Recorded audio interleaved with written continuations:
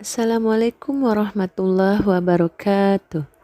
Kisah wahyu pertama yang diterima oleh Nabi Muhammad SAW. Saat beranjak dewasa, Nabi Muhammad tumbuh menjadi seorang pria yang sering merenung, berpikir, berkontemplasi, bahkan hingga memikirkan fenomena alam dan lingkungan di sekitarnya. Biasanya, beliau melakukannya di tempat yang jauh dari keramaian, dengan harapan bisa menemukan sesuatu yang mencerahkan diri dan juga kaumnya. Kebiasaan tersebut berlanjut hingga Nabi menikah dan dikaruniai beberapa anak. Saat usianya genap berumur 40 tahun, beliau dikejutkan dengan kedatangan malaikat saat sedang menyepi di sudut Gua Hiro pada satu malam di bulan Ramadan. Kisah tersebut tertuang dalam hadis dari Aisyah Ummul Mukminin radhiyallahu anha. Ia berkata, permulaan wahyu yang diterima oleh Rasulullah adalah Aruya Asyaliha, mimpi yang baik dalam tidur. Kala itu, malaikat Jibril mendatanginya, lalu berkata, bacalah. Namun Muhammad menjawab, aku tidak bisa membacanya. Kemudian malaikat menariknya dan memeluknya erat-erat hingga Muhammad tidak bertenaga. Lalu malaikat Jibril melepaskannya dan berkata lagi, bacalah. Muhammad tetap menjawab dengan ucapan, aku tidak bisa membaca. Kejadian itu berulang hingga 3 kali, sampai akhirnya malaikat melepaskan Nabi Muhammad seraya berkata, bacalah dengan menyebut nama Tuhanmu yang menciptakan. Dia telah menciptakan manusia dari segumpal darah. Bacalah, dan Tuhanmu lah yang maha pemurah, yang mengajar manusia dengan perantaraan kalam pena.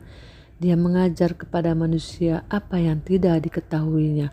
Wahyu pertama ini tertuang dalam surat Al-A'la ayat 1-5 yang menjadi penanda turunnya Al-Quran. Momen ini dikenal juga sebagai Nuzuul Quran, sekaligus hari pertama Muhammad diangkat sebagai seorang nabi.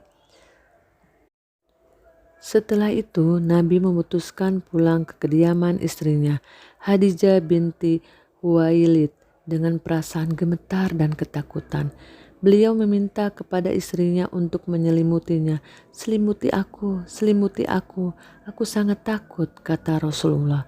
Kemudian beliau menceritakan apa yang baru saja dialaminya. Ia berkata, sesungguhnya aku mencemaskan diriku. Dengan berusaha menenangkan Rasulullah, Khadijah berkata, sama sekali tidak, demi Allah, Allah selamanya tidak akan menghinakan engkau. Sesungguhnya engkaulah orang yang selalu menyambung tali persaudaraan, selalu menanggung orang yang kesusahan, selalu mengusahakan apa yang diperlukan, selalu menghormati tamu, dan membantu derita orang yang membela kebenaran. Selang 40 hari sejak turunnya wahyu pertama, Rasulullah baru mendapatkan wahyu yang kedua, di mana wahyu tersebut terdapat dalam surat Al-Mudassir ayat 1-7 yang menyuruh Rasulullah untuk menyiarkan agama Islam.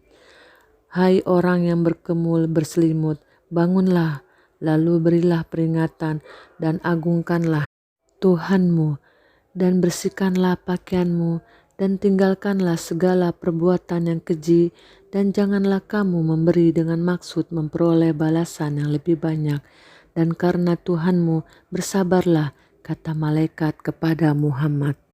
Khadijah menjadi orang pertama yang beriman kepada Allah, lalu diikuti oleh para sahabatnya seperti Abu Bakar Al-Siddiq, Zaid bin Harisah, Ummu Aiman, Ali bin Abu Thalib, dan Bilal bin Rabah.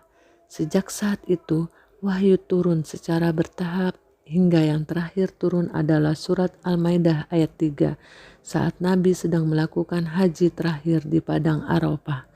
Wahyu-wahyu tersebut kemudian disusun menjadi Al-Quran yang dijaga keagungannya oleh Allah Subhanahu wa Ta'ala. Tak hanya itu, Al-Quran juga menjadi pedoman bagi kaum muslimin dalam beribadah dan berperilaku. Wassalamualaikum warahmatullahi wabarakatuh.